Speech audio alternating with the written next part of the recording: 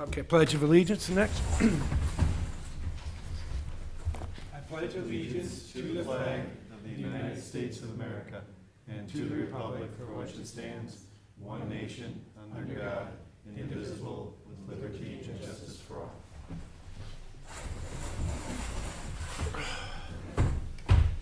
Okay, next on the agenda is approval of the regular agenda. Get a motion to approve the regular agenda. I'll move. I'll second. Oop. Aye. Aye. Aye. Aye. Approval of consent agenda. A motion to approve. A second. Aye. Aye. Staff agenda items. City Engineer Brad Reifsteck is here. He's got a couple items related to the project, 26th Street in Great Oaks. Brad, would you like to talk us through the resolution certifying special assessments for Great Oak Trail North and 66th Street? Oh, we can't hear you. Brad, we can't hear you.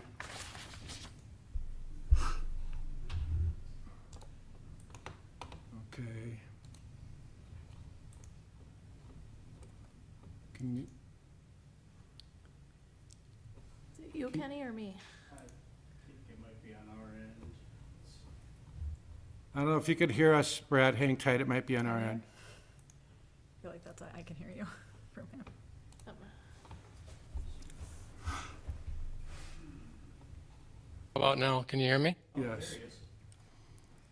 You can hear me? Yep, we can hear you now. Thanks, Brad. Okay, sorry. Good evening, Mayor, members of the council. Tonight we are at the final step in the assessment process for the 2026 Street Improvement Project, which includes improvements to Great Oak Trail North and 66th Street North. This project was initiated by petition from adjacent property owners and has proceeded in accordance with Minnesota State Statute Chapter 429 in the city's assessment policy. To briefly recap the process, the feasibility report was adopted in October 2025. The public improvement hearing was held in November. Plans and specifications were approved in January. Bids were received in late February. And at your March meeting, council declared project costs and scheduled tonight's assessment hearing. So the proposed improvements include reclaiming the existing roadway base using the current pavement and aggregate materials, placing a new bituminous surface, replacing catch basins, castings, and performing minor grading on Great Oak Trail North, essentially to provide positive drainage away from the roadway. Again, this approach maximizes the use of the existing materials while providing a structurally sound and durable roadway.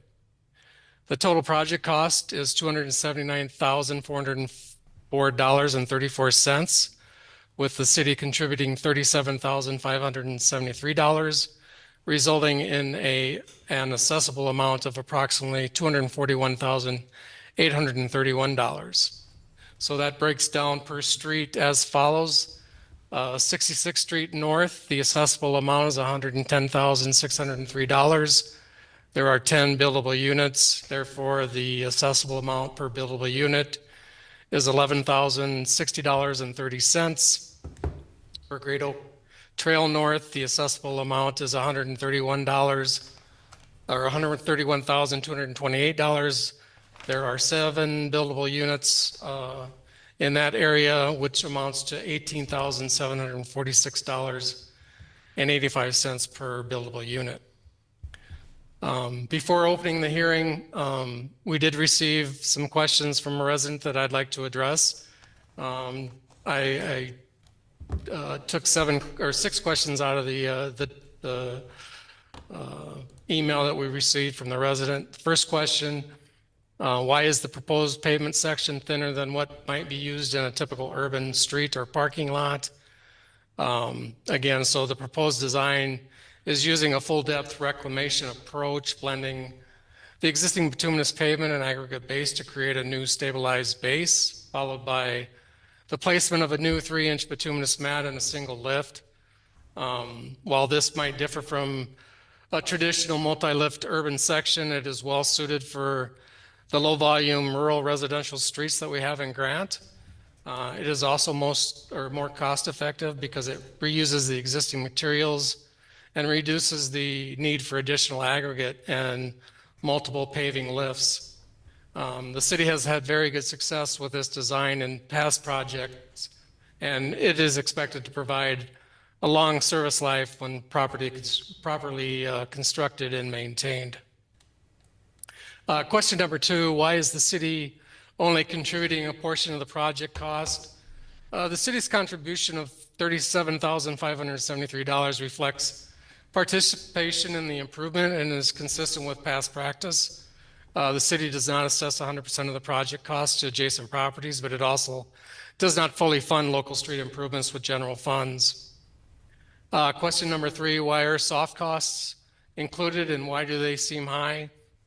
So the soft costs total $51,000 or about 18% of the total project costs.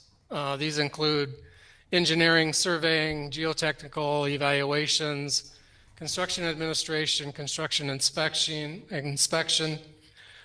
construction staking, material testing, and legal and assessment services. These are all necessary to properly design, bid, and deliver the project per the Minnesota state statutes for a typical project of this type and size. Question number 4, how were bids obtained and can they be reviewed?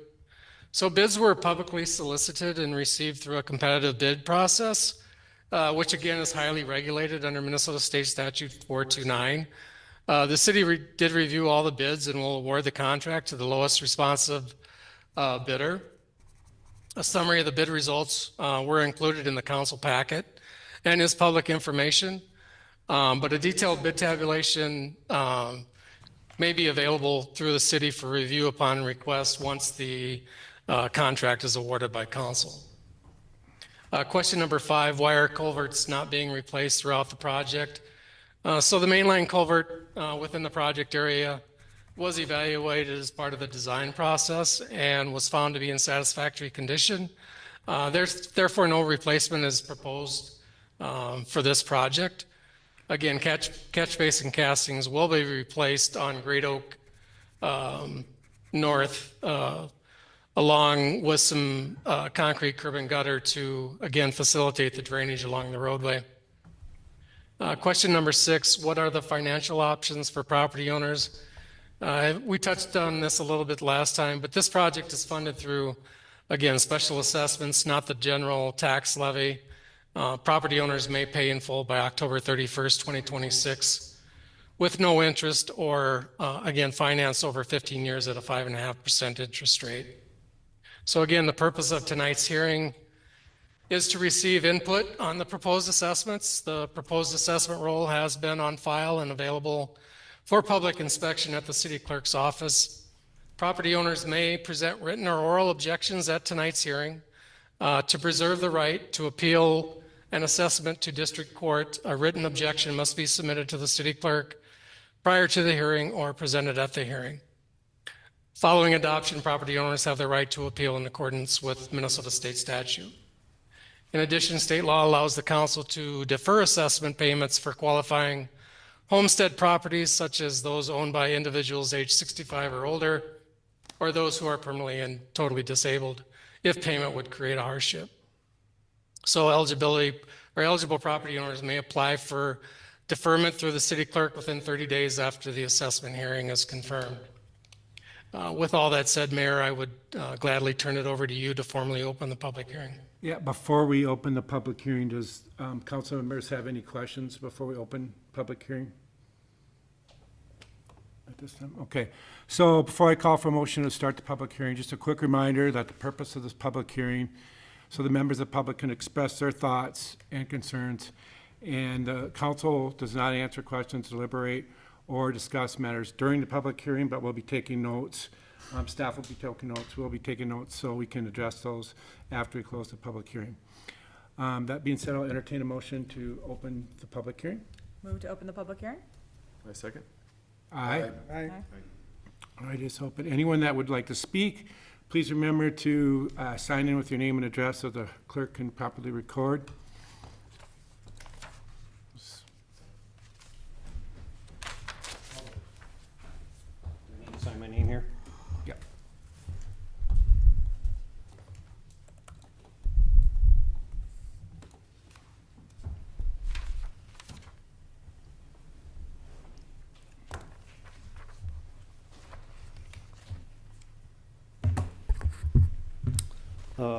Mayor and council members. I am Scott Sinclair, 11765 Great Oak Trail North. On page 52 of your deal handout, I'm number 1, my wife and I. Just a couple comments, and the comments are because we're paying for the road to be fixed. Okay? And we all need to be fiscally responsible, even though there's a lot of things going on in the state of Minnesota that aren't. The current road was not paid for by the city of Grant. Actually, it was put in 28 years ago, so I'm guessing that was the township at that time. I don't know for a fact, but it was not paid for by them. It is a cul-de-sac, so it is not a through street. Taxes have been paid on those lots for all the years that that's been in. Our current taxes on our own personal lots, $1,406 this year to the city of Grant. The soft costs that are involved, and I heard what Brad said, for this type of project is ridiculous. 20% of the cost, and I just think there's some issues that people need to start managing some of that. We're paying the bill, the residents, there's 7 of us, and we're paying $131,000 to have this road fixed. You're giving us 15 years to pay that, but we noticed that in the document, it was suggested it'd be 4.5%, but the board raised it to 5.5%. So just to give you some example of what that means, is my $1,406 taxes would go to $1,406 plus another $1,250, plus another $1,000 for interest. We actually have a bid that came in February 26th, but it didn't go through all the stuff. Brad had seen it, which would save the residents, each resident, $3,800. That's about $26,000. So I ask you to think about putting yourself in my shoes and me in yours. How would you like to have somebody say, no, we got a bid, but we're not going to look at it? Well, because of timing. And it's $3,800 each, $26,000. So I ask that you think about this, a suggestion, postpone for 30 days, get our bid included, or let us do the road again because we put it in the first time. And we have talked to every one of the 7 residents on the street. I think Bob might even be online, I'm not sure. He's on? So I'll stop, that's about my time. If any questions or if Bob's got other comments.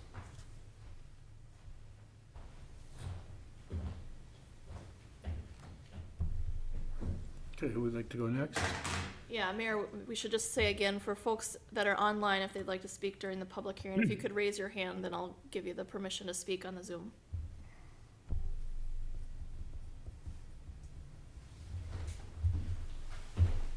Mayor, City Council, my name is Matt Stonehouse. I live at 11052 66th Street.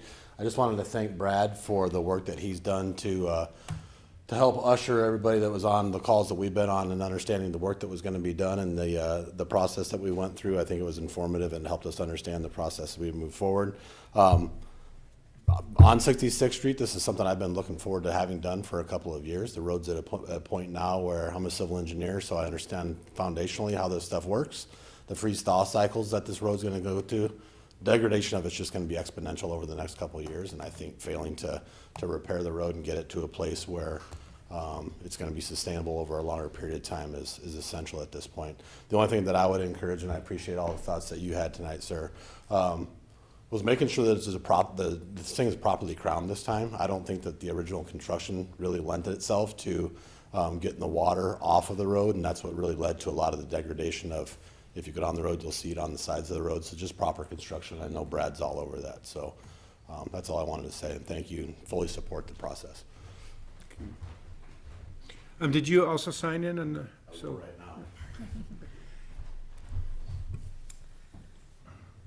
while he's doing that, is there anyone else that would like to speak, either online or in person? I think you have some. Bob's not raising his hand, but I'm gonna give him, just in case we're having technical problems, because You have his testimony you can read, right? I have his testimony you can read. I'm gonna Okay. just give him this. Bob might be shy. I mean, Okay, yep. I'm gonna let him speak if he wants to. Otherwise, I do have three, comments, Mayor and Council, that were emailed in, and we can take the time to do those. The only, do you hear me? is it Bob? Bob, did you wanna speak? Can you hear me clearly? Yeah, we can hear you. Can you hear us? You might not be able to hear us. Yes, Bob, do you wanna speak? Yes, I'd just like to comment that, when we had this bidded by another company, we had a smaller amount of asphalt being placed on our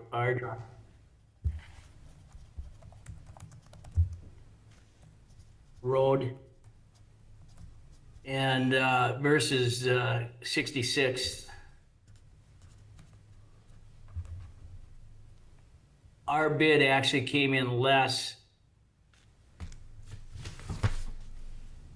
with the previous contract, or with the contractor I had bid it. And I'm concerned that we're being charged a little extra on our side of the road.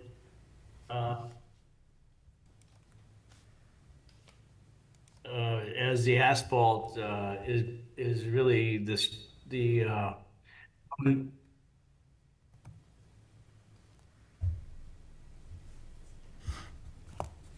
total increases the total cost of this kind of job.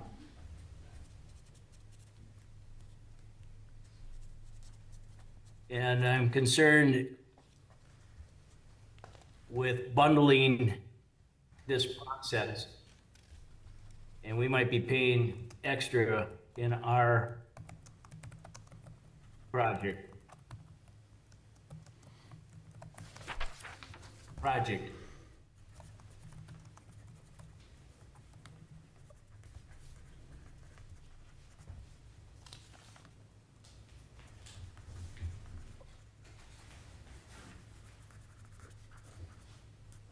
Anything else, Bob? No, that's it. Okay. Thank you. You can, My only question is, Name, please. you just sign in and, oh, okay.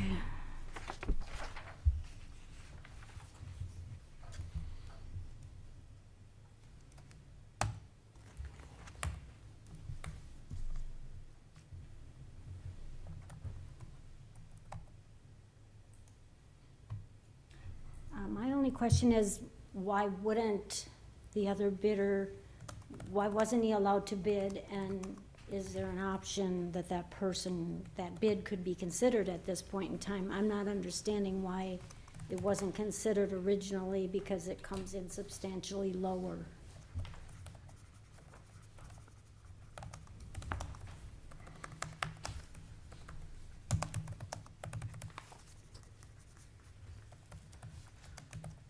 anyone else? Mayor, I have two other ones to read. There's two other folks online. Again, if you want to speak, raise your hand and I'll take a look if your hand is raised when I'm done. We received an email from Jeff and Sue Lund at 11076 66th Street. Honorable Mayor and City Council, thank you for moving forward with the very needed street improvements. We are longtime property owners on the street and fully support the long overdue street project. With an approximate cost of $2 a day, we cannot think of a better use of our tax dollars. The original street installed in 1999 is now 27 years old, and regardless of maintenance, is in need of a fully reconstructed surface. This is not only fiscally prudent, as costs are surely to increase each year this is not addressed, but also an important aspect of our property value, often overlooked. The cost of this project can be assumed by a future buyer at any time during the 15-year amortization. We are potentially paying for just the time we are owners. The project has moved throughout the process established, and we respectfully ask that the council move forward. We also got one from Bob and Mary Michaels at 11055 66th Street. Honorable City of Grant Mayor and City Council members, thank you, and the City of Grant for getting our road replaced. As you know, the paving we have now has not been cared for in the past, thus it is full of spider cracks and potholes. Water does not drain off of the road. The road does not have a proper crown to lead water off of the road into the ditches during freeze-thaw cycles. I expect the road to come apart very soon. I've seen chunks of pavement dislodged by the snowplow truck in the past in my yard. Soon the road will be full of potholes with chunks of pavement lying about the street.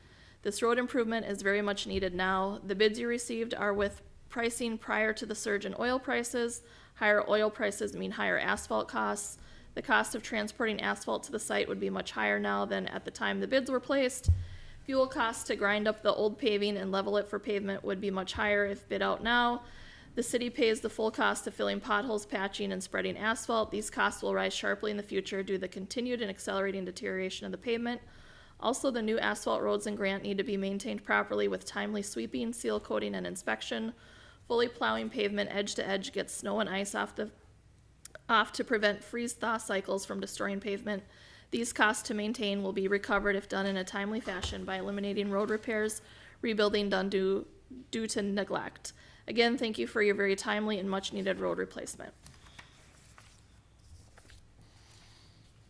And I do not see any other hands raised, Mayor. No one else, and we'll entertain a motion to end the public hearing? So moved. Second. Aye. Aye. So Brad, you heard some of the comments and questions. The one that kind of stuck out to me as a theme there was the concern about a bidder that potentially missed the bid or wasn't allowed to bid, and asking if there is an option for that bidder to submit a bid. What's your understanding with that, Brad? Could you explain what you know about that?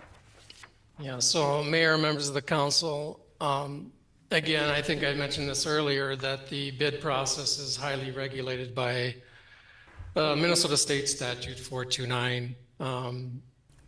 We do have to go through a public bid process where we advertise our plans and specs in the local newspaper, and we advertise in the Financial Times. We had the bid up on Quest CDN, which is a software platform that most contractors who do this type of work would know where to go to look for work.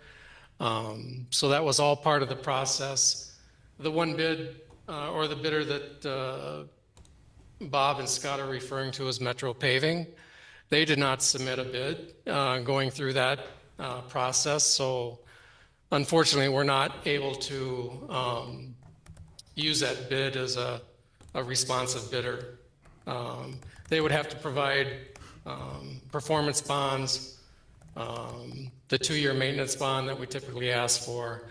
There's some other paperwork that this contractor would have to follow, and I'm assuming that would only add to the cost that above and beyond the bid that they provided. So I'm not sure what the bid, I didn't look at the bid that Bob had sent me, but I want to say it was in the ballpark of $105,000 or $10,000 just for, I'm assuming, the pavement. I didn't include the casting replacements on the catch basins. It didn't probably include any of the curb and gutter that we're proposing down at the low point to protect those new castings.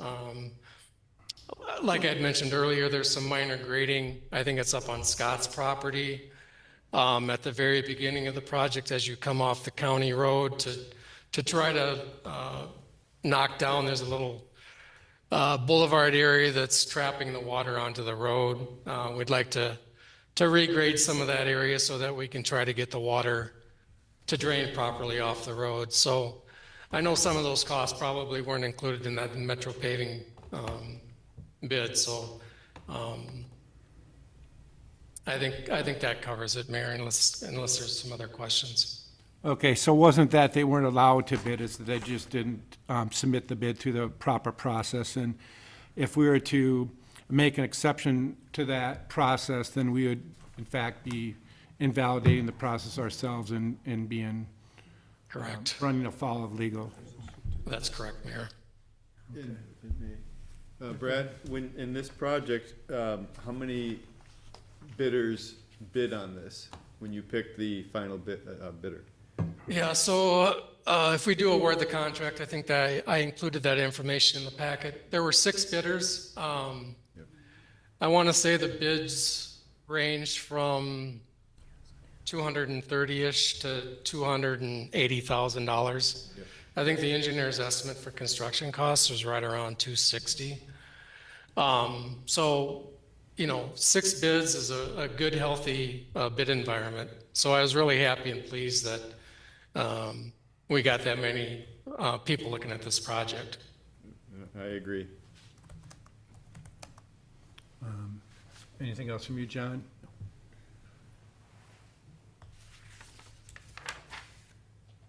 I mean, just looking at this bid proposal, and I can appreciate the, They add them both together, don't you?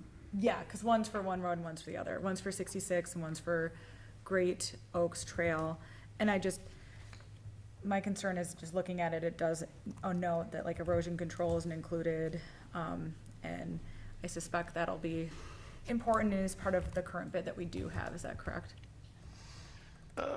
Council member and mayor, yes, that is correct. There is restoration included with our bids. There's always some, you know, construction limits that go beyond the edge of the pavement that we plan to restore with seed and blanket. So restoration and erosion control blankets and some bio rows to prevent erosion during the reclaiming and, you know, the dusty construction activities from washing away from the project is part of the bid. Greg? Just to follow up a little bit on what Brad said, you know, putting these 2 projects together gets it a reasonable sized project. There we got the 6 bids. Blacktop prices this year are lower than we've seen in the last few years, in spite of what's going on right now. So, and rebidding the project, you're almost guaranteed to get a higher number. So I think we've got good bids, we got a good number. Pretty much overwhelming support on both sides. I don't know why we wouldn't move forward. Good for you. No, not. Okay, looks like the council's done discussing. We can entertain a motion for the consideration of certifying the special assessment for this project. I'll make a motion for resolution 2026-11. I'll second it. Aye. Aye. Aye. Aye.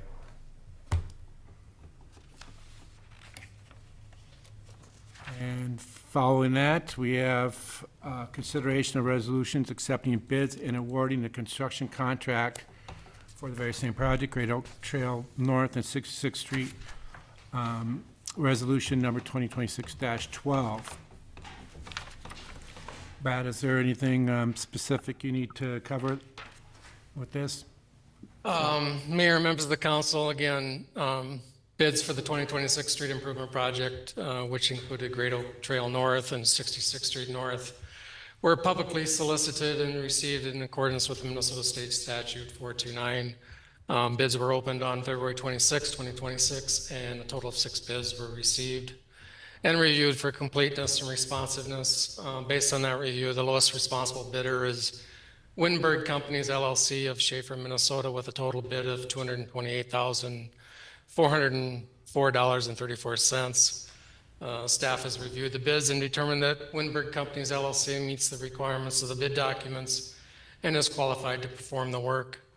The bid is consistent with the engineer's estimate, and if awarded, the anticipated construction schedule includes a substantial completion date by August 28th, 2026, but the exact start date would be determined once the contractor is notified of the award and a pre-construction meeting has been scheduled. So with that said, staff recommends that the council adopt resolution 2026-12, accepting the bids and awarding the construction contract for the 2026 street improvement project to Winberg Companies LLC in the amount of $228,404.34. So with that, I would be happy to answer any questions. Mr. Mayor, did Brad say there's a 2-year warranty on this 2-year warranty, from final acceptance? final acceptance, that's correct. Okay, thank you. By final acceptance, you mean completion of the road, 2 years from there? When we issue final payment when they're all done, that starts the 2-year clock. Okay, that's So what starts. basically from this fall, so we'd have the next 2 summers. Yeah. And so what do we do for monitoring to, Part of his bid is they'll have somebody out there doing inspection, on the work and the paving.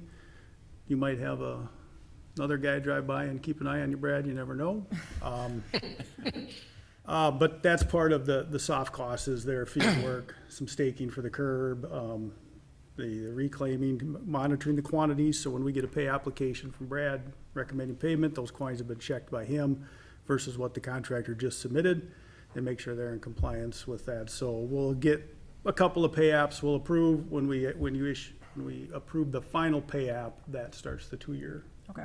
Which will essentially be from And then- this fall. Mayor and members of the council, I would like to add that we will do a warranty inspection too at the end of the 2-year period, so. Yeah, because I can appreciate, while it's important to have roads, it is an expensive endeavor and that people want to make sure we're getting the most for our money, so I appreciate that.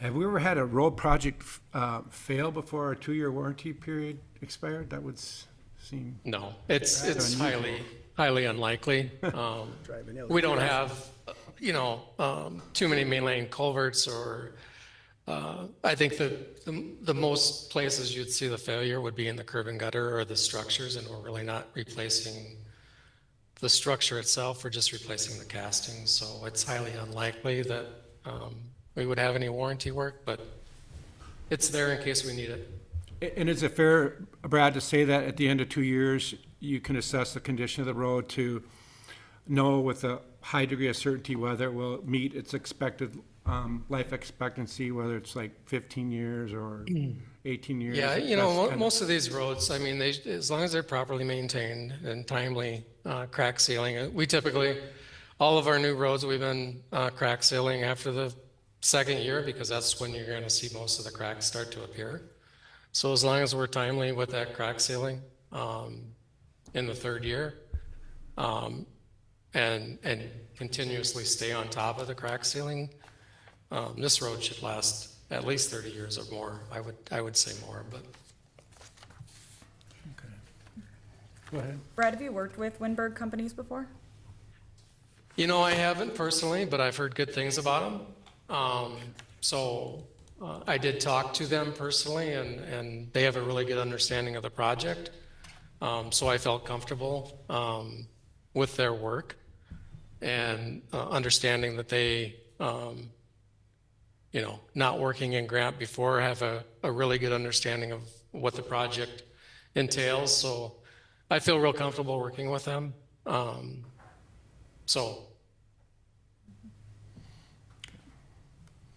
And there are questions, or are we ready for a motion? I'll motion to approve 2026-12. I'll second. Aye. Aye. Aye.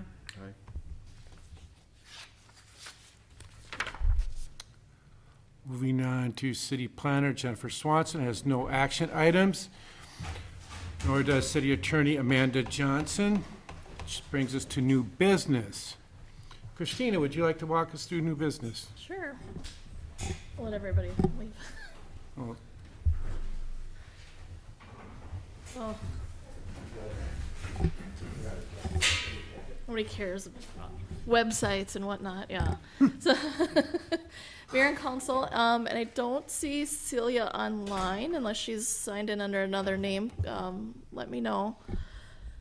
But we're here at the last meeting. Councilmember Cremona had mentioned that Celia Worth, a Grant resident and also website designer, had reached out and offered to volunteer her services to design a new website for us. And so I've been corresponding with Celia. We had a phone conversation, included some information in your packet. As you know, the 2026 budget did include some money. It was about $8,000 is my guess, just judging by how much your budget changed from 25 to 26. in order to update the city's website to meet those new web content accessibility guidelines, version 2.1, levels A and AA, that cities under 50,000 have to meet by April 26th of 2027. And I had started to reach out to some other companies previously, or the mayor had referred them to me, so I have a couple of other proposals in the packet. There's really just a point of reference so you can see what we would have had to spend if we didn't have this donation. But she is offering to donate her services, like I said, and she's looked at our site, the Drupal site. It's out of date. I can tell you from using it, it's very hard to update it. You have to almost know how to write code to do it. It's not just as simple uploading PDFs and whatnot. So I'm hopeful that this WordPress will be much easier for me to use as well. And so she's suggesting that we go to that. She's volunteering to do that while we maintain the current site. She'd use the current content, use that to help train me in, get it up and running. We, show it to the city before we would turn it live. And then move over to the new website. She thinks it'd be about 2 to 3 hours of my time to kind of, and not at once, but kind of broken up to give some feedback at the beginning of the project. And maybe there's others that want to give feedback too. The mayor had shared with me the high school intern had done a project last summer, I think, and had talked to some of you about improvements that felt needed to be made to the website. I don't know that we'll get all fancy there. This is, as I understand it, really just a basic website that we're looking at to meet those ADA requirements. And then once we're up and running, if there's further changes that we need, it's a $25 an hour fee. I did include in the packet some other sites that she's done. There's no other city sites. There is the Browns Creek site and a couple of other nonprofit sites that she's worked on, and included those links there for you to look at if you had the chance ahead of time. I think the only other thing, or two other things I wanted to mention, she's not a graphic designer. So if we wanted to do something like that, that is something that we'd have to go and spend money on. We've basically got the city logo and then just be colors, and maybe right for this purpose, just to get a new website, we don't need anything too fancy is my thought to get through. And since we had selected our peer communities, I thought it was interesting to just see who those other cities had for their provider. I'd never heard of this Catalyst, so that'll be something maybe in the future that I have to look at if this doesn't work out. But similar to what we did for, or what you did for Kurt, because it was before I joined the city, I drafted that resolution to accept her donation of services to do the website. So that's what we have before you. I do not see Celia online, unfortunately. I think she maybe had another meeting. I forget what time. But anyways, that's what I have for your consideration. I am not a techie expert, so I'm not sure I can answer anything more than what's in the packet, but I can certainly try or follow up if you have questions. So one follow-up that I have, because I was looking at the requirements to, like, how you have to host a website, especially a gov-related website. And I don't know if WordPress, you can create the website using WordPress, but where you host it is really what matters, because it's just the security, and luckily we're not dealing with any like PII or sensitive information, so it makes it a little bit easier. But I know Drupal was one of the hosting sites, so this isn't really a question, just more of a comment, where it's fine. We just got to make sure that wherever it is hosted in an appropriate place that meets the government requirements. And I'm sure Is she's that Bluehost? Is that the hosting So- again? I don't know all this stuff Yeah. and what So- WordPress so- does go. Sorry. Clarifying question, Ben. Yeah. So Drupal isn't necessarily a hosting site, it's more of a development platform. So I believe you can also host You can with with Drupal. Drupal, okay. Yes. The other Okay. places were like Azure Cloud and AWS GovSpace, just some like normal spots. It shouldn't be a big issue for her, I'm assuming, because it sounds like she's done a lot. But we got to make sure that wherever it gets hosted, it's in a compliant place to make sure we're not, shooting ourselves in the foot later down And the is line. that related to the .gov? So that hosting can. is? We got to make sure that we're not. Well, it depends on. I've how you- started to look into the .gov stuff, Yeah. and my understanding is We would only have to do that if we accepted absentee voting, which we Okay. don't. We have the contract with the county. Of course, that could always change at any time in the future, but that's my understanding of it now. There's also maybe an argument, do we want to have the .gov because then people know that we're a governmental entity? Celia had suggested we recapture, we do pay for the .com domain, even though we're on the .us.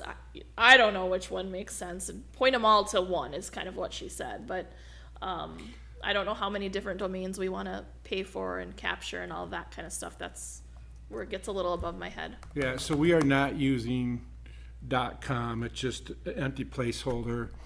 And Ben, for your comments on make sure we're using compliant, I agree with that. I would just add a caveat that if we can use Bluehost, our current hosting provider, we should look at that as the first option because that's cheaper. The email hosting that they had was not very good at all, but I think from what I've seen with my research into the actual hosting websites, they're pretty solid, and they do support WordPress, which I think Cecilia has.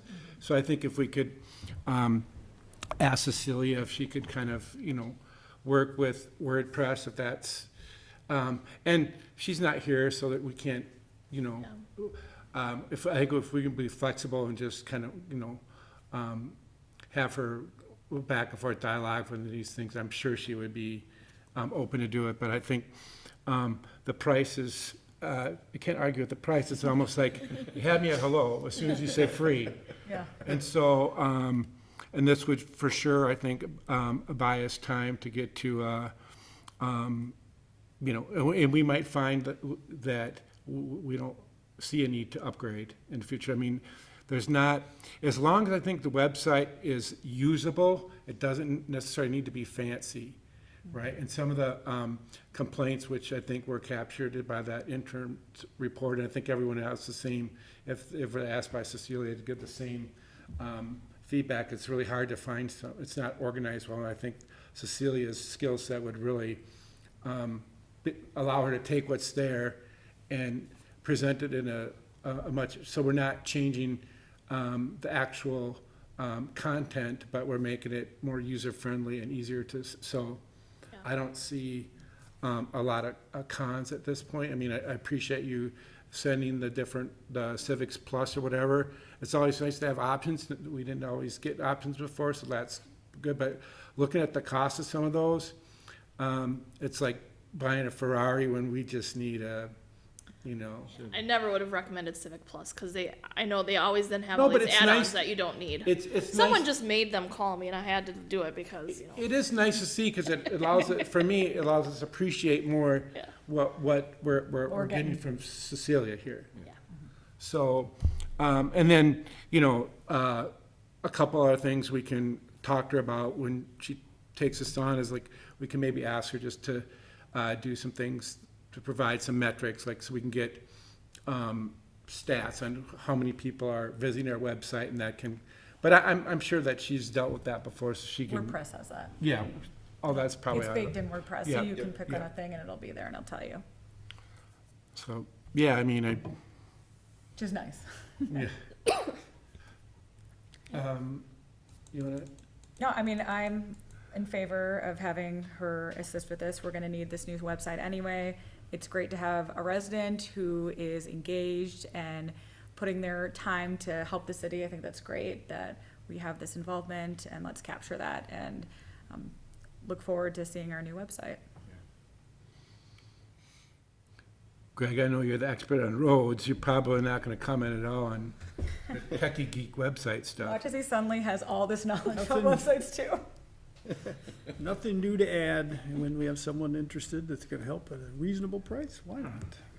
Okay, John, what are your thoughts? I would just motion to do that. Oh, so you're Second. making them Doesn't all, make any okay. sense You to did me it. To do anything. Okay, So resolution 2026-13. I think it's great. I will second your motion. aye. Aye. Aye. I think it's wonderful she's doing this. I really do. It's just, Great. it's wonderful. Okay. All right, moving on to the next one. Yep. So the next one, this is bringing back the updates to the rules of procedure that we talked about before. I went through, made a few kind of just grammatical and formatting changes, but otherwise the changes mostly include what we talked about last time, like updating the time of the meeting to 6:30, noting the 3-day notice required for special meetings, changing it so the mayor and council calls a special meeting. I don't know why it said clerk. I've never come across anything where the clerk has the authority to call a meeting. And then I know it can be really messy reading it in the red line, so I wanted to include in the staff report what I'm proposing for the new order of business, which is call the meeting to order, pledge of allegiance, approval of agenda, consent agenda, then public input, regular agenda, discussion items, and adjournment. And again, I looked at our peer communities, and certainly most of them use unfinished business or old business and new business format. So I'm breaking from the best practice here, and the reason is I like to use regular agendas so that I can be more flexible in the order in which I put things. So for example, even tonight, this would have been old business, and if Celia would have been here, I would have had to make her wait to get to her item, right? Rather than having the flexibility of putting her first. Or last time when we had to listen to Brad talk about all that road stuff and we had the county commissioner waiting here, right? Like, I would have rather put the county commissioner first when it wasn't a public hearing, right? And so that's, for me, that's why I like just clumping it all under regular agenda. But as I said, it's not what's most commonly done in other cities. So I will leave that up to, council's discretion which way you want to go, but that's my rationale for why we should be different. Stillwater Township is the only one of our comps that I saw that does do it that way with the regular agenda. So, and then obviously if we don't have new business, we'd have to refer to it as regular agenda. And then adding some clarifying language about, again, when residents can address the council, it doesn't have to be about an item that's not on the agenda. And then the last thing that I had, we didn't talk about last time. I know I talked with some of you on our one-on-ones. But there's language in there about doing an annual review of our consultants, and that's just not a practice I've ever run into in other cities, so I propose that we strike that. So those were the things that I had drafted. Any questions or concerns about those for me? I, of course, has my one, which we discussed last time, so is just where the public input sits, as I don't believe it should be taped, as it, to my opinion, gives people a platform to memorialize things that could be put out in, the world at large that we might not want put out. We want people to be able to come up here and not worry about, are they going to be held to whatever they're said for all time at public input, or, are they coming up here to grandstand and try to make some sort of larger political statement, which we've seen that has nothing to do with us. So outside of that, I think everything's fine, but that's just my thing, and, people disagree with me, it is what it is. Okay, John? I don't mind changing it. I know that we have discussed back and forth of video recording public input, and as Ben was just talking about, there's pros and cons to doing it, and I think we've seen some things that don't make any sense to record. So I don't know. Other than that. Any feedback on all the other? No. any other stuff? No, it all looks pretty good to me. I've gone through all of it, Okay. and it's good. Is something going on, Kenny, with the recording? Brad's got his hand up and there's something weird going on our screen. Oh, no. Looks like he's in the participants, if he probably wants to be moved over. Well, Is that all maybe it he is? disconnected and wants to get back in.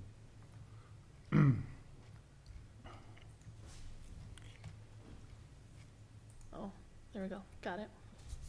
Good. Sorry. Are we good to go? Okay. Yes. So, Christina, regarding the striking of the performance reviews, so you and I had talked about this, and I think it makes sense. So if I can kind of explain what you're saying, like, since our contractors are not actual employees, it doesn't really make sense to have, quote-unquote, performance reviews, and how you manage the employees is you're giving them real-time feedback. You're not waiting until the end of the year to say, hey, this is what I'm seeing wrong, this is what I'd like to see you to improve. And conversely, you're giving the council, you know, the same kind of feedback too. So it's more like real-time, you know, rather than a more formal year-end scheduled performance appraisal process that would be more suitable for actual employees. Am I kind of stating that somewhat? Well, so kind of, I want to correct two things, Yeah. because as you know, it's been a little bit of a burr in my saddle, and this is not a reflection of our consultants in any way as people, but they're not employees, and I think we have to be very careful to not treat them like employees, and so this is part of that. I've always been, whether as a management style, whether it's an employee or a contractor or consultant, I'm not one that waits till an annual review to give feedback anyway. So that's just my style. But this idea of giving a consultant an annual review feels like it might be crossing that line and treating an independent contractor like an employee. I think the city can do better to put performance measurements into their contracts when they do them. That doesn't mean that I don't still give them feedback on when things happen, but you can also get into a more and a consistent pattern of doing requests for proposals or quotes or whatever. You know, there doesn't seem to be a consistent process in how you apply that across your contractors either. It just, when I saw that, or I don't even know if I saw it, I think my predecessor told me about it and I was like, what?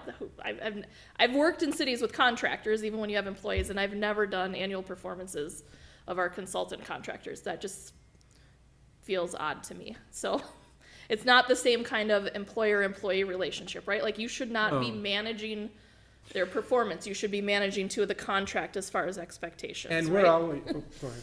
I was just gonna ask, I don't recall being asked to give a written review, like it says in here, last year. Do you guys recall ever doing that? Well, last year, typically how it was done is, in March, we were asked, March or April, we were asked to provide, or fill out forms that were given us by the previous administrator for all staff. And then we filled it out, but then, that was it. We didn't hear what was any follow-up, and so it was kind of like a fruitless exercise. So, yeah. And So in the past I it don't, was- yeah, I don't remember last year, but I think, Christina, it's still, obviously, we're still, as council members, free to provide our input at any time, Yes. and not just, so it's actually, But again, I would prefer you come to me, not to the contractors. I'm gonna say that one more Well, yeah. time till I Well, get and it that- and ingrained, that- right? and I would Okay. say, yes. Thank you, Councilmember Cremona. And that's your job, right? That's one of the things that you bring to the table as experienced, skilled administrators. You know how to manage staff, and we trust you to do that, so we don't have to micromanage you. And for myself, I have confidence in seeing what you've done so far, that I don't have the worries like I did before, you know, that process is happening. So, I mean, I feel comfortable noting, like, removing this, noting that our recommendation moving forward is that we are having an akin of review every time we're looking at the contract, and we can put those mechanisms in the contract as we move forward, because with all of our consultants, they're not perpetual contracts, where we're looking at them either annually or every 2 to 3 years, however each contract is. So I feel comfortable that we still have a mechanism to make sure that we're formally providing something in writing, and that in the interim, during the term of their contract, that our, you know, city administrator will be providing live feedback. yep, as should the process be. And if I may ask, Christina, do we, all the contractors that we do have, when their contracts are up, we as a city council have to renew it, right? It just doesn't automatically renew. Correct. I mean, Correct. there's been a couple that you didn't since I've been here, you know, some of them. So they're all on different kind of timelines. There are a couple of perpetual ones. And, you know, maybe we'll have to have talks about what is the best practice of how often we bring some of those up for a review. And, you know, and again, like you've seen with some of the ones that you keep renewing with the same one, it doesn't necessarily mean you're going to switch contractors, right? But what is this is the more appropriate process to review that relationship, I think, rather than whatever this annual review process was that may or may not have happened. Okay, thank you. Okay.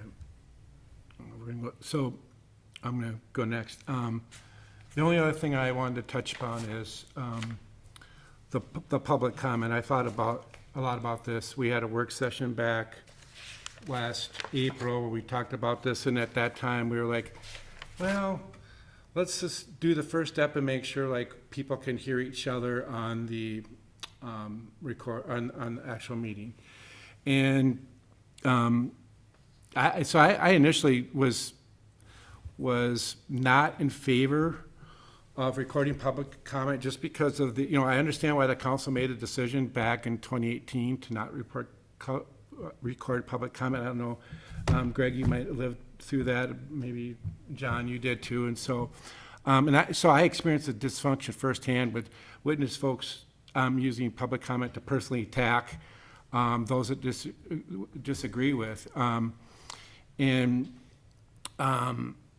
You know, having thought about it some more, it's a different time right now. Things have changed a lot since 2018. I think part of that is because of where we are as a city and the leaders that sit up here. We promote unity rather than so divisiveness. So I think a lot of that fear of what might happen with people using the platform to for their own gain, to be malicious and attack other people is largely in our control. Like if we don't give a, you know, because most of the attacks were to council members and not necessarily other people in the community. So I think, yes, while there's a chance that we might get occasional abuse of public comment, like we did in the was it a February meeting where we got that caller that was said all these bigoted comments. Yes.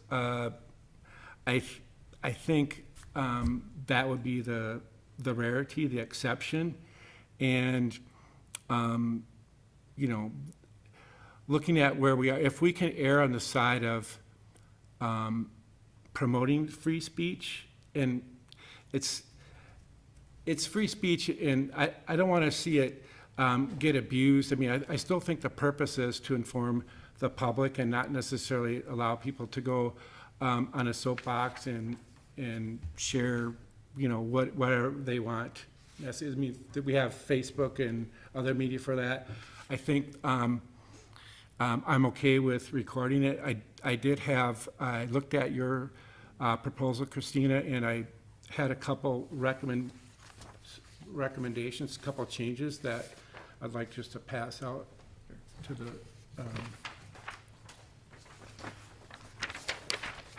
so did I not have a copy for myself? Okay, I'll look at it.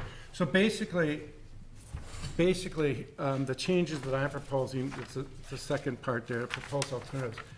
It's just adding a section that says, because we're changing the order, right? And that's the how we're recording public comment, because it's when we start the recording. So that might not be intuitively obvious to people at first, so I'm just suggesting that we add a little bit of language, like that second paragraph there, just to remind people that, you know, it's public input is going to be recorded.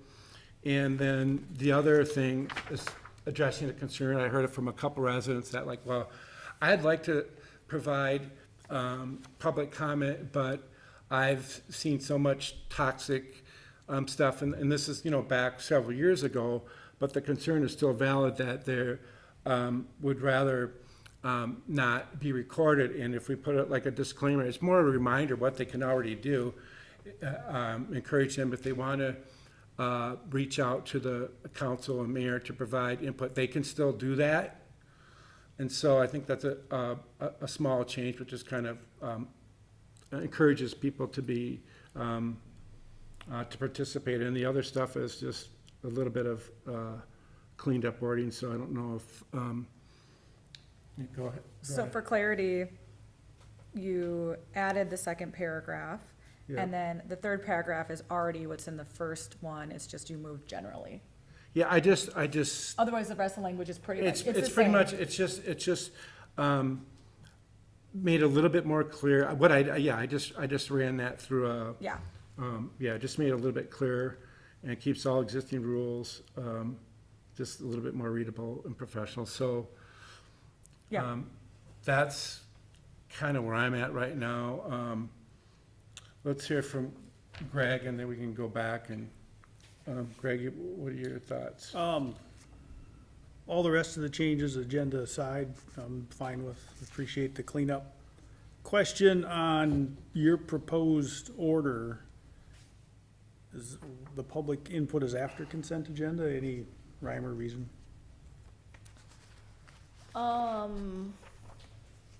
We might have somebody that would want us to talk about an item on consent agenda.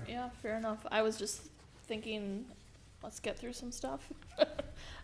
I don't know, I was probably looking at somebody else's agenda, and that's where it was, to be honest. I didn't, consider that, so we could move it. As we talked before, yeah, there was some shenanigans, but I yet to go to another council that puts the public comment basically outside the meeting. And if we're gonna if we have low expectations for people coming to talk to us, then that's what we're gonna get. So if we put it back in the meeting, and I would propose to move it after the approval of the agenda, you've got the wording in here, you got 2 minutes, we don't interact, and you have the gavel, Mr. Mayor. I understand some fear of some other shenanigans. I've seen plenty of shenanigans at council meetings, but taking it out of the meeting, it just doesn't feel right. So I appreciate you putting it back in, and I would suggest putting it right after approval of the agenda, prior to the consent agenda. So where does Christina have it now? She has So it just after move it up consent. one. Page Just block 89. these two. Oh, yeah, Yeah. that's fine. In case something is brought up or something, Sure. and we wanna pull something out of Good point. consent agenda versus, probably be very rare, someone Yeah. comes and, oh, you approved the consent agenda, that's what I was gonna talk about. I can't talk about it. Yeah, good catch. But to be fair, at our recent public comment, someone did talk about something on the consent agenda. And so I do reiterate, that's a good catch. So I think flipping it makes sense. I agree with Greg's comments about that. As y'all know, I think it's really important that it is recorded and that we hold people accountable for what they say. And that if for some reason someone is getting out of order, we have a mayor who is able to say, you know, it's very clear in here that signing in does not guarantee their time at a podium. And so we have the ability in our policy to cut them off before the 2-minute window if need be. So I think we just, move ahead with enforcing that if need be, but our hope is that we won't. Yeah, in terms of like, holding someone accountable, I think what you're saying is, not allow them to go on personal attacks or that stuff. You've got that's some already- decorum rules in The here too. decorum rules, yeah. So, And you yeah, can cut it because it's right here, even in the one Yeah. that you proposed, it makes it clear, Yeah. signing in does not guarantee time at the podium. And so if Yeah. someone's going rogue, that's our key of saying, we're gonna have to say thanks, but no thanks, you're done. but we're not gonna come after them after the fact and impose a fine on them. They just wanna make it clear that when we I don't think say, we have Do that. people do that? no, I'm just, I mean, no, I'm just being just, but I just wanna be clear, like, when we say hold people accountable, that's what we're talking about, where we're not trying to, pick and choose who can say what, or it's just more decorum that we already have defined in there, and so, John, Ben, do you have, I know you guys are kind of like maybe not, No, I don't mind, you say that, it seems as though we're saying that if you don't want to be recorded, you have that opportunity. So do we, record everybody, and if somebody says, I want to say something, but I don't want to be recorded, do we have that ability? well, That's the question. That's not I, what he's saying. I think in the language right here, it kind of covers that, because we don't wanna, But I think we need to clarify, that's not how I read your language, Mayor. If they I don't was want to be just- recorded, they Christina, can if you let email me, people, if you let me right? finish, I think you and I are on the same page. No, this is not saying that we have the option to record someone or not. No, it's gonna be recorded regardless. This is just a little disclaimer that if you're uncomfortable being recorded, that doesn't mean you're dissuaded from communicating to the council, mayor, whatever it is. You can just do that by email or phone, and then that way they still have an avenue to communicate with us. Okay, I But, get it. yeah, Okay. because, Ben, any other thoughts? No, I get both takes. I'm on the other side of it. It is what it is. I don't think that it's worth giving, in my mind, the point of public comment is for the public to address us with issues, not address the world at large. So I'm just going to disagree with that. Yeah. I get your guys' side. It's not a big deal. It's just, Yeah. I just disagree with that approach. That's okay. Exactly. We don't always agree. Yeah. No, and I understand what you're saying, and I would say that, with the exception of that person from, that February that called in, people are honoring the intent of public comment, and, if for whatever reason, we do a really horrible job as a council, and we foment dysfunction instead of promote unity like we seem to be doing, and it gets to be really nasty again, well, then we can solve that problem, if it ever presents itself, so. Trust me, that one wasn't that bad. I would like to move to approve the revisions with the caveat that we swap the public comment and consent agenda on the proposed order of business, and that we swap out the public policy input with the proposed that was provided by the mayor this evening.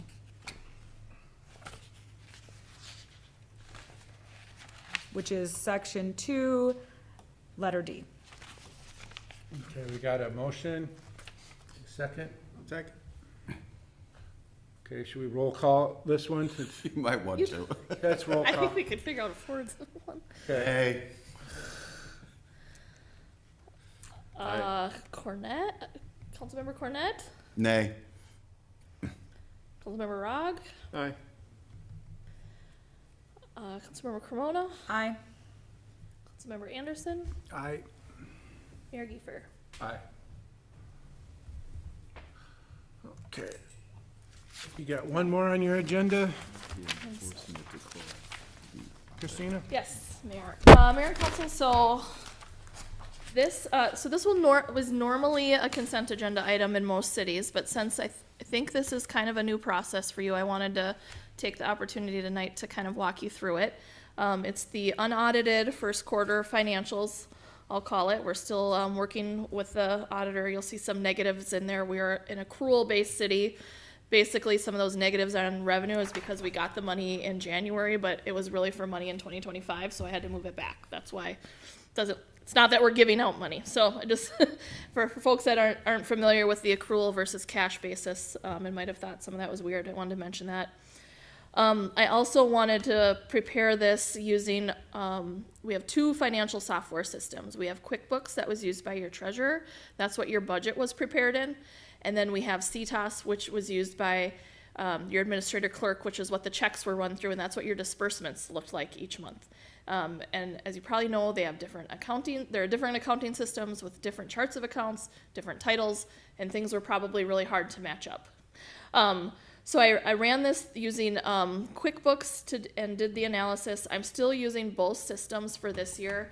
In talking with the auditor, we think we can save a few $1,000s by just going a few $1,000s a year of their time. QuickBooks does not do fund accounting, which is really important, especially as you do more debt, if you're going to borrow for roads, for example. So we'll look to move to that, I think, with the 2027 budget. So this will kind of be a messy transition year, but just so you understand kind of why you're seeing things and they might not align, when you see, again, like the disbursements versus these audited financials. But I think that moving to that will, again, increase transparency because you'll see your quarterly reports is my intention right now. Some cities do them monthly. With having our meeting on the first Tuesday of the month, thankfully today was the 7th, so it allowed me that time. It might be that we're gonna be cut a little short on the month or the quarter in the future, just depending on where that lands, but we'll try and at least get you some regular updates. Again, having one system versus two will improve efficiencies and then reduce those auditing costs like I mentioned.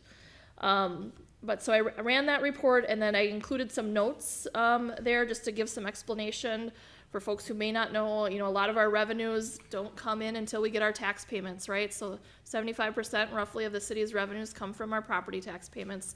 We get them mainly in July and December, and we get a small cleanup in January each year. That's the people who don't pay their October bills on time. We get those in January, whatever they get from like October 15th till the end of the year. I'm probably you can put in a request to the county to get your July payments early. I'm probably gonna do that, and we'll get it a couple weeks early, just so we can get some more interest earnings on that, and get the money in the bank sooner. So I'll do that next month, unless anybody objects. But otherwise, our other biggest area of revenues is building permit fees, and our inspectors told me people are a little uneasy with what's going on in the world, and so some of our home projects, especially some of our multi-million-dollar homes, are kind of in the wait-and-see mode right now, is what he's hearing from folks. So we'll see what happens and if that activity starts to pick up. But again, it is normal this time of the year for that to be slow too. So not too worried yet. We'll see where it comes in next quarter. On the expense side, again, a lot of these things are some timing issues. Council only getting paid once a year. Sheriff's bills, those usually come in July and in December. The office rentals once a year at the end of the year. Real estate taxes, did pay them this month, paid them in full for the last time for this property. What's called your finance category, which is where the staffing for myself is, and a lot of the dues and subscriptions and stuff obviously is higher because you've had staffing changes and changes in positions and reallocations and different memberships and whatnot. But all the dues have been paid for this year that I'm aware of. The building and inspector expenses, as I noted, are over budget. Again, this is a timing issue. I've been pushing him to get caught up. We are through this check that you approved tonight. We are caught up in paying him for permits that were issued in 2024, with the exception of, I think there's one house still in White Oak, Savannah, that still needs to be final inspected. So we pay him after final inspections.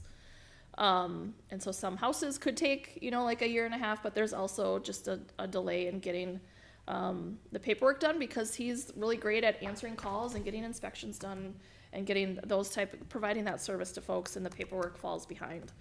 But I do expect that we'll see an impact to the fund balance, because we'll start tracking that liability now, so that we're not surprised when it happens. But just in case you're wondering why that line item is showing that it's over so much. The fuel surcharge, so again, that we're only a quarter of the way through the year, but we've paid 50% of that. That's because we just pay that to our road supervisor in the winter months of October through March. If you want to know how winter goes, I always say look at your sand and salt budget. We've spent 81% of it. The general rule of thumb that I've always been taught by my public works directors is you should plan to spend 2/3 of your sand and salt budget in the first part of the year, and the other third in the latter part of the year, November, December. Of course, that's just a general rule of thumb. You never know what's going to happen with your weather. So we'll see what happens. Maybe we won't get any snow in November and December. And then the last, let's see, bond payments. So you make bond payments twice a year. February is your principal and interest. August is your interest only payment. So we've made that. That's why that's kind of showing ahead, but we've just got the interest payment left in August. If you exclude those bond payments, which again, that would be your separate fund, not your general operating fund, expenses are at about 18% for the year. So that's my kind of high level summary, but I'm happy to answer any questions that council has, and we'll aim to put the next quarterly updates in in July. I happy to run this report monthly for you, but I would not have the time to do this level of analysis that frequently with everything else. Well, So this is- that's the kind of trade-off I can offer you and look We for were used to feedback from getting how it you once like a it. year, so 4 times a year is 4 times as good. Okay. Well, I mean, again, you have it on your website, or you have it on the website. Yeah. The expenses from anything that was run through CTAS, but again, not everything was run through CTAS. Some of it was just QuickBooks. So I want to be fair to previous staff. They did what they could, but yeah. Okay. Let's start on the left. Greg, you have any questions on the? No, Budget or financial? I got them answered before. I appreciate the update, and quarterly would be just fine for me. Same. Christina did a great job answering my questions already today at our meeting, so I appreciate the information quarterly as well. This is really a really good insight to see where we're at. So the conversion over to just using CTAS, so that'll save us several $1,000s just from the accountant's time alone, right? That's what they've told me, yeah. And how much time will you save not having to do dual entries in QuickBooks and CTAS? Well, it'll, you know, the dual entries on a monthly basis is maybe only a couple hours. The audit was a lot of extra work. But on the flip side, you know, I got ready under the audit in QuickBooks and taught myself QuickBooks. Now I need to go and learn the other things in CTAS that weren't done there. So QuickBooks was used like the CTAS was used like the checkbook just to run your checks, but we haven't put investments in there. We haven't done bank reconciliations. So we've got to learn all those. I've got to learn all those modules. The whole full budget isn't in there.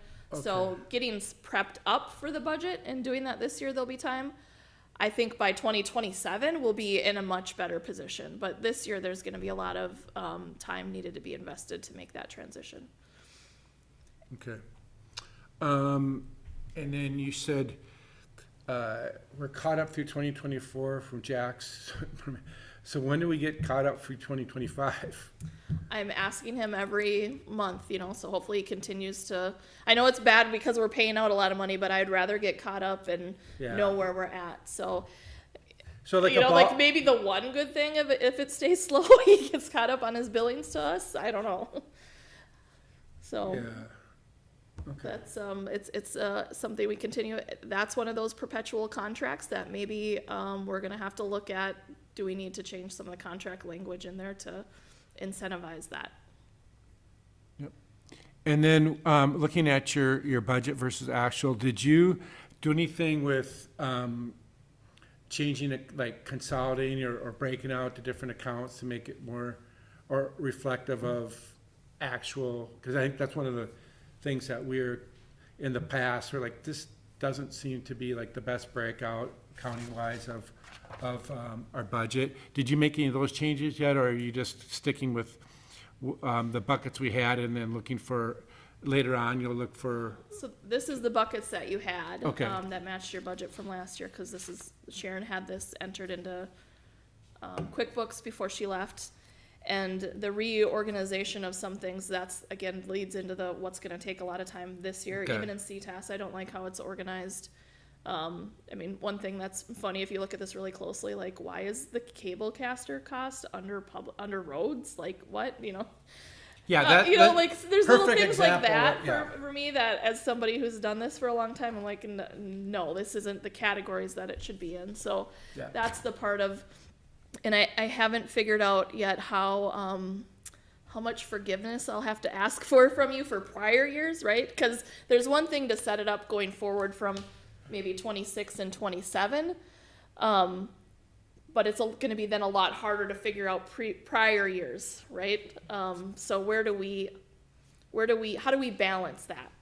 That's part of where I think our struggle might be this year, and how much time do we put into what it was versus do we just look forward from 2026 forward or 27 forward or wherever that cutoff needs to be. So I keep saying every change is a step in the right direction. So don't feel pressured to boil the ocean. Yeah, my- but sometimes that's it's for hard me. to know the answer to project forward if you don't know where Yeah. you were in the past, right? Yeah. I mean, that's how I've always done budgeting, is what have we spent in the past to know where we need to be in the future, you know, given certain assumptions. Yeah.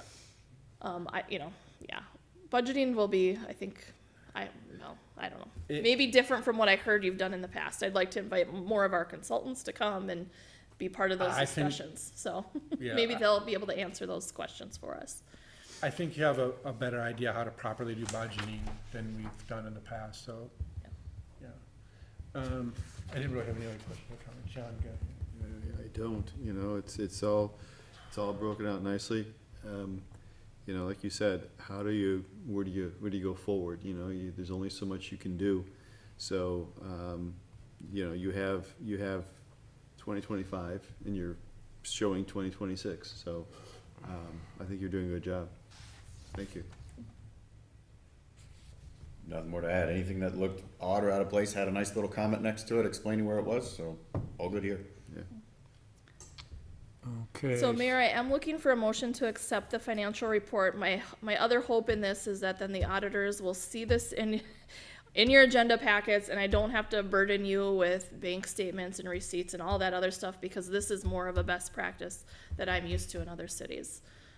So if council is comfortable with that, that is what I'm asking for tonight. Just need a motion to accept the quarterly report. I'll make Okay. that motion. Second. Aye. Aye. Aye. That takes us through new business. Unfinished business, there is none. Discussion items. Staff updates. Christine, do you have any other updates to share other than the many that you've already been sharing? I do, but I'm willing to let Brad go first if you would, and then come back to me, Oh, so yeah. I'll catch my breath. Brad, do you have any updates? I do, Mayor, and I apologize. I lost my connection there for a little bit, and so now I'm back. And it's a good thing that you guys got through that unfinished business. So appreciate it. Anyway, tonight I'm just here to give you some informational update on the 2027 street improvement project, specifically focusing on the project schedule and some early considerations for how the benefit area could be defined. I'm not looking for any action tonight, so this is just really intended to keep you folks informed as we move through the feasibility report process. Again, as you know, earlier this month, the council authorized the preparation of feasibility study for the improvements to McCusick Road and Lofton Avenue North. This study is currently underway. We've got the survey scheduled here for the next couple of weeks. And we've got Braun doing the core roadway by the end of this month. So we'll have some good preliminary information to get started with for the feasibility report. So we're, again, the report would cover things like recommended improvements, options, developing cost estimates, and identifying properties that, again, may benefit from the project. So the project schedule is a little different than what was in the agreement, but it truly follows more of a typical Chapter 429 timeline. Most of these projects would take a year to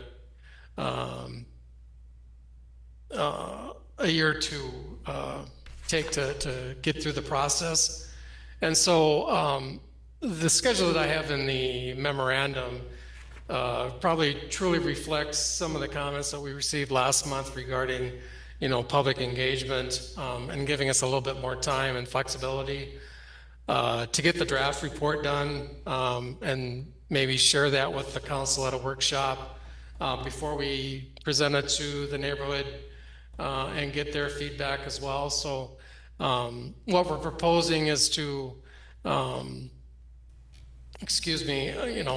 have a neighborhood meeting potentially in June and maybe workshop a draft feasibility report at the end of May. We could have the actual acceptance of the feasibility report in August, the public hearing and potential ordering of the improvements in October. In December, we could get approval of the plans and specifications, a bid opening in early January or late January, have the assessment hearing in February, award the contract in April, just like we did for this past project, and be ready for construction in May of 2027. So the other item I wanted to talk a little bit about is the benefit area. Obviously, this is one of the more important policy decisions ahead, will be to define the benefit area. Again, under Minnesota State Statute 429, assessments must be based on the special benefit received, so the way the benefit area is drawn directly impacts how project costs are distributed. There are a few general approaches the council could consider. The most traditional approach is the billable unit method, which is typically what we use today, where costs are evenly distributed among parcels along the corridor.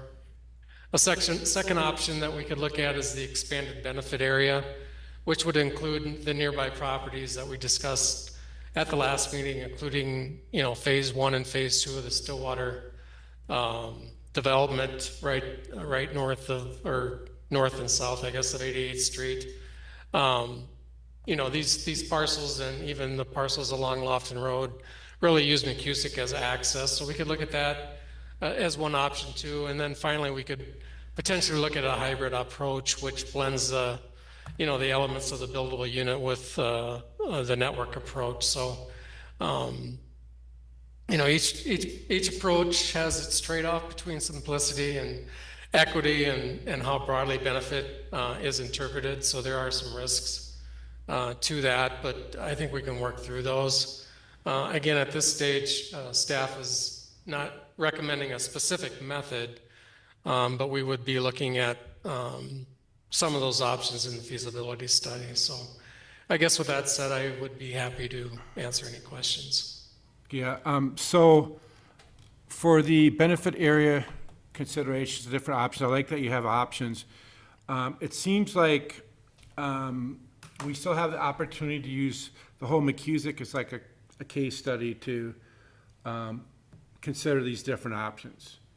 Is that fair? That's correct. That's why we want to go That's through intent. several options in the feasibility report, just to see what kind of benefit we can get out of this project for the network, right? We understand McCusick is a network road for these neighborhoods, and the people that directly live on McCusick aren't the only ones that use this road. So Yeah. I think there's some ideas that we can come up with to define the benefit area. And Brad, would you, and I guess this question is due to Greg, do you think that, because this seems to be it could be a really complex topic, right? Do you think this would be like a workshop type thing where we would do? Yeah, I think that's the best approach. I think, And just, get me through the draft report, and then we can bring the draft report and work through some of that stuff in a workshop. And before we are ready to present it to the neighborhood meeting, right, we can go through the options and discuss amongst us what we think is the best approach. and then I was a little confused when you were talking through the project schedule. You mentioned potentially to have the feasibility study presented to the council in May. No, I was thinking August. I think originally in my agreement, I might have had May or June, thinking we could get through the process a little quicker. But again, if we want to workshop it, we want to draft feasibility report, and we want to do the public engagement, I'm just giving us a little bit more time. And I think there's a lot of flexibility in our schedule to get through this process. But in my memo that I provided tonight, I've got the council accepting the feasibility report in August. And that still gives us enough time to get through the final design, the cost estimating, the bidding process. Yeah. Greg, you want to jump in here? Thank you, Mr. Mayor.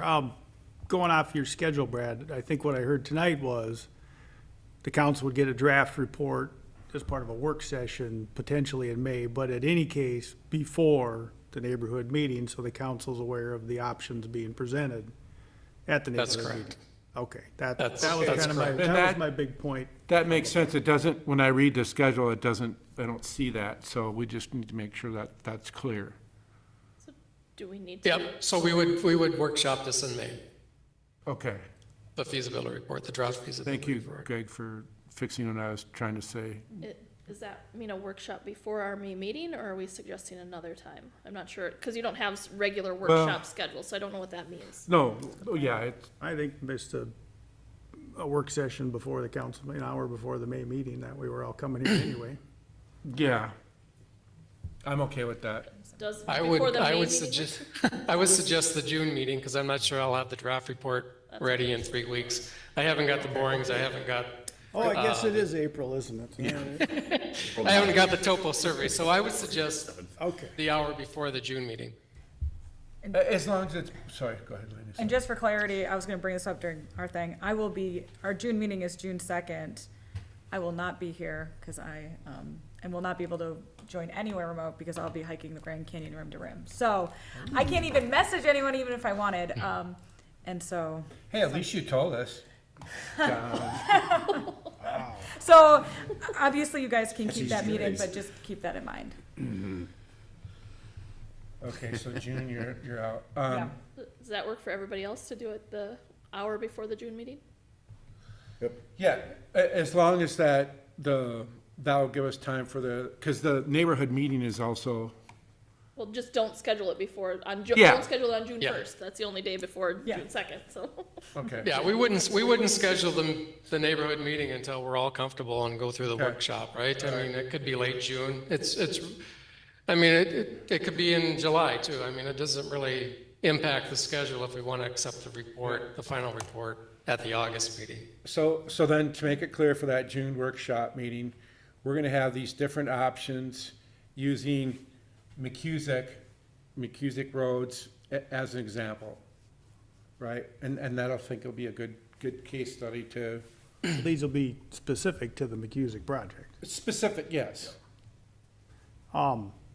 Throwing it out there, I don't know if he needs it in the report or this council discussion. Do we want an option where the city's contribution is more than our maintenance money?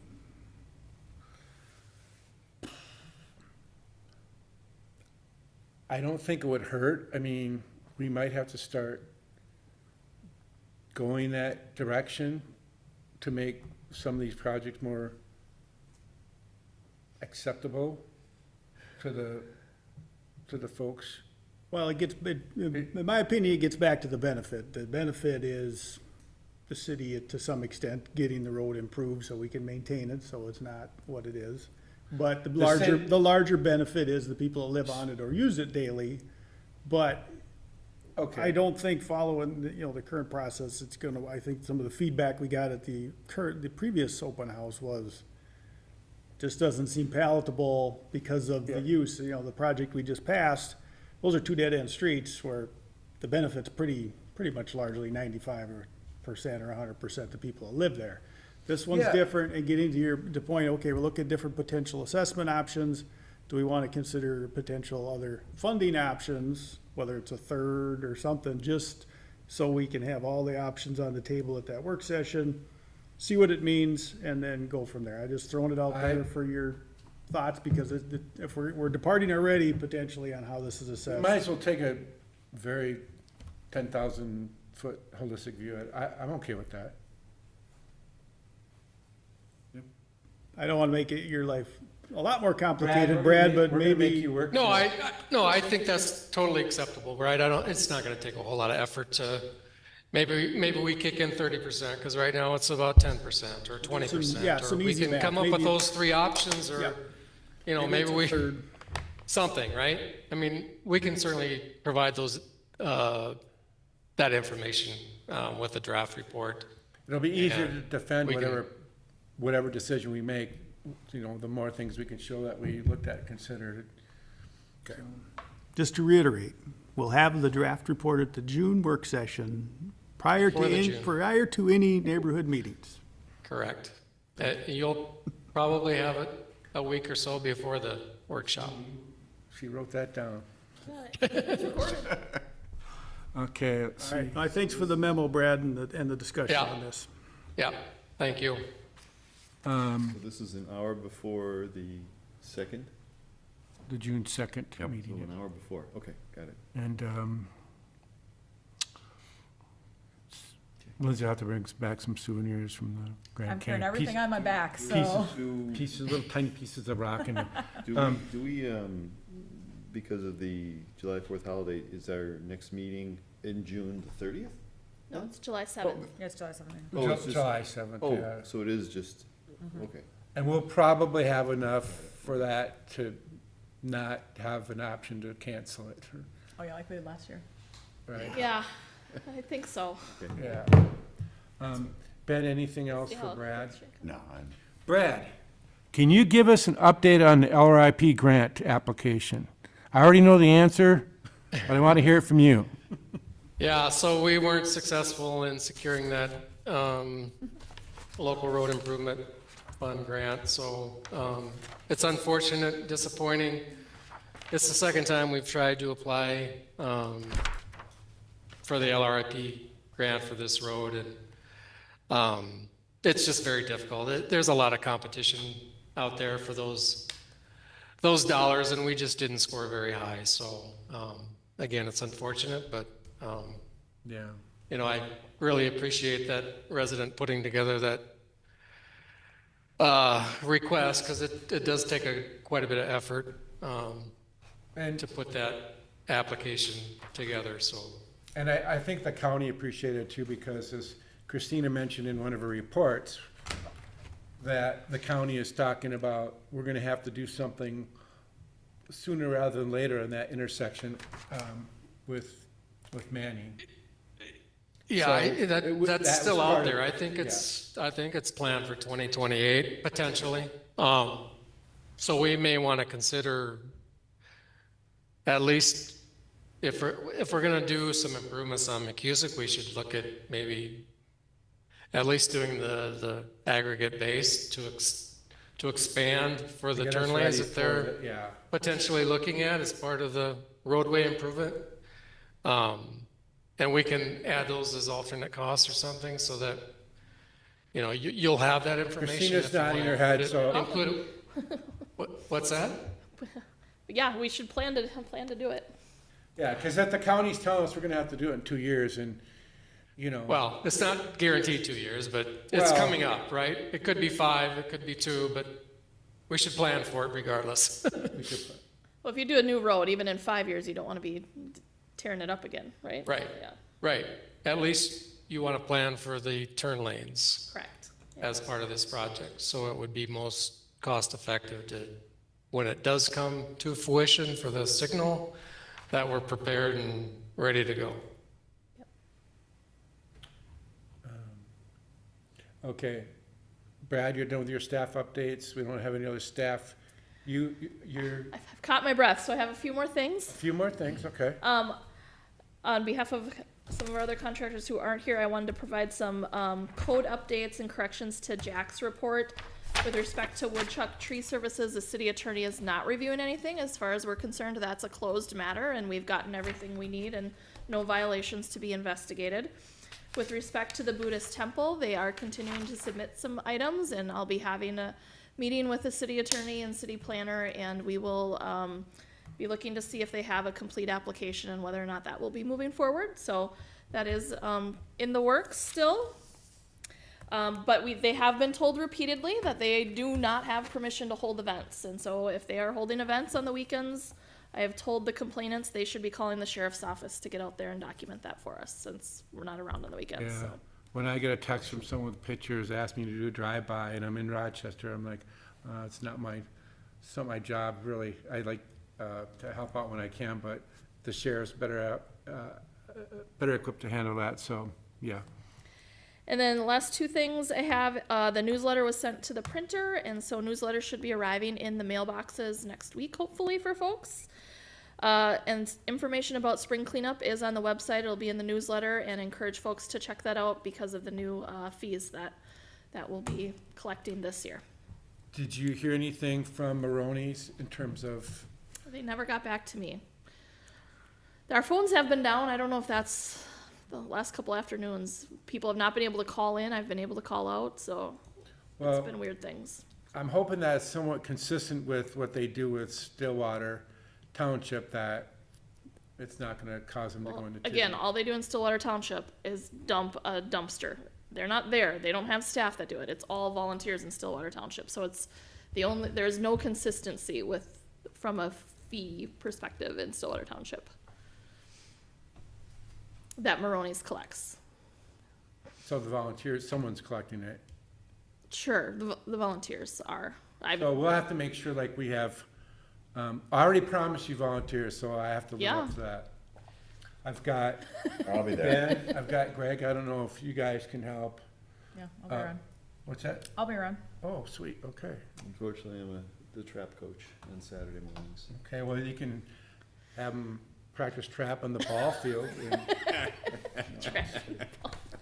All right.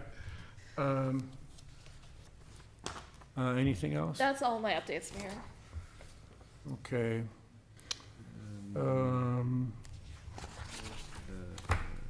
There's something there, John. Future agenda items. Do we want to talk about the offer to do planting the screening? What would it take for you to write up that resolution? My understanding is that there's nothing that's needed from the watershed at all. So it would be similar, I believe, to the resolution like I did for Celia. I'd probably want to get a few more details about specifically the native plantings that are there so we can document that. And we'd also document that the city's not responsible for any maintenance. The city's not responsible if the trees die, we'll be replacing it. I know that Mr. Helmer probably knows that, but I think in 10, 15, 20 years when somebody else buys his house and a tornado comes through and blows those trees down, we don't want somebody to come back and say, hey, I don't want people looking into my living room. City, you've got to go plant all these trees. So just kind of some documentation, things like that in a resolution is what I think will be sufficient. And I How would, does the council feel providing that direction to Yeah. Christina? Yeah, Absolutely. agree. Yep. Yeah. Okay. Yeah, it's good that you're using a shovel in your back. That's Godspeed. It won't be done in a couple hours. Yeah, right. Solid afternoon. Anything else? Do we need to set a time for a special meeting? Well, we probably should set it now. So we won't know if we'll need a special meeting, but we should probably set a time for a special meeting sometime next week. Like a Monday or a Tuesday? Are we early I'm in depositions pretty much all next week. on purpose? Yeah, what'd you do? Yeah, it is on purpose. I'll be the one asking the questions, but, so it's a little, but the 15th is the only day that I do not have depositions next week. 15th works for me. 15th, tax day. Yep, I'm good. Yeah. Text it. Okay, so let's reserve it for now.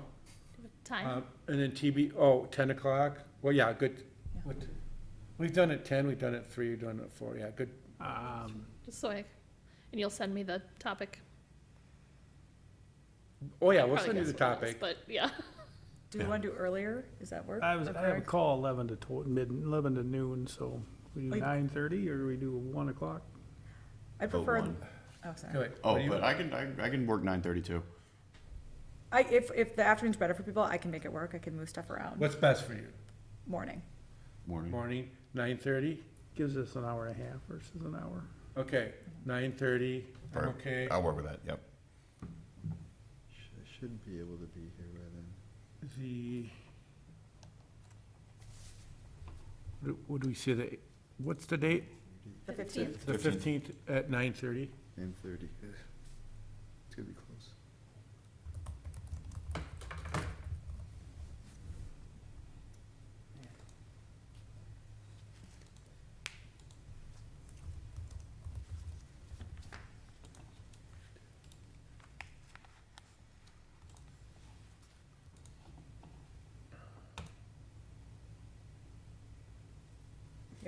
It's gonna be tight for me. Is Yeah, 9 okay, Okay, better? 9:30. Is 9 better, though? No, Is that worse? 9:30, 9:45, 10 is the best, but, I can try to make 9:30 work. Yeah, I should be Okay. pretty back. And you'll know the topic before the posting period. You just tell me what to write on it. Okay. No, well, when we know if we'll need it, you know. I mean, the mayor and any two council members can call a special meeting, so you don't have Well, to do it here, it'll just so be- you know. We're talking about the potential special meeting to discuss the contract for our city administrator.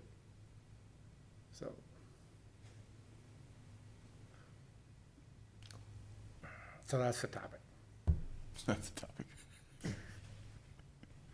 Okay, let's see, what else here, where are we go?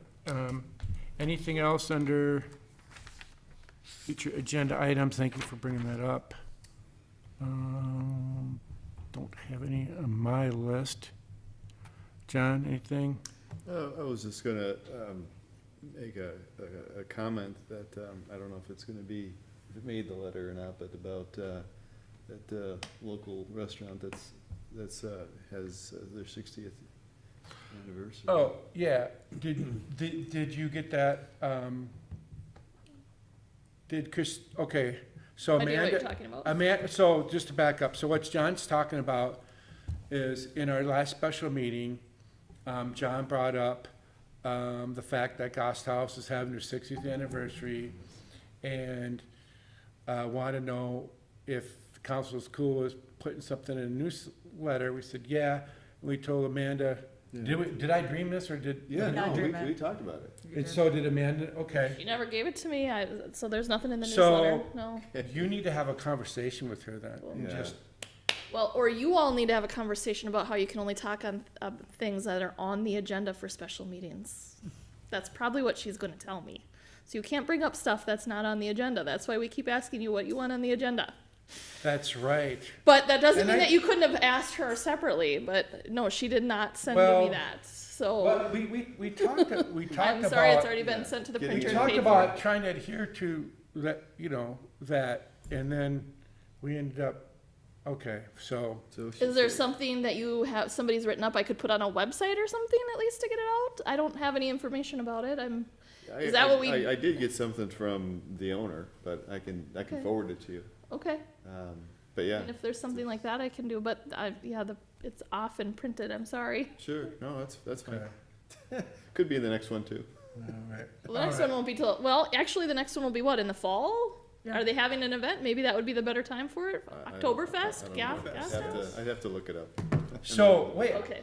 it wasn't an agenda, but didn't we talk about that in the future agenda items?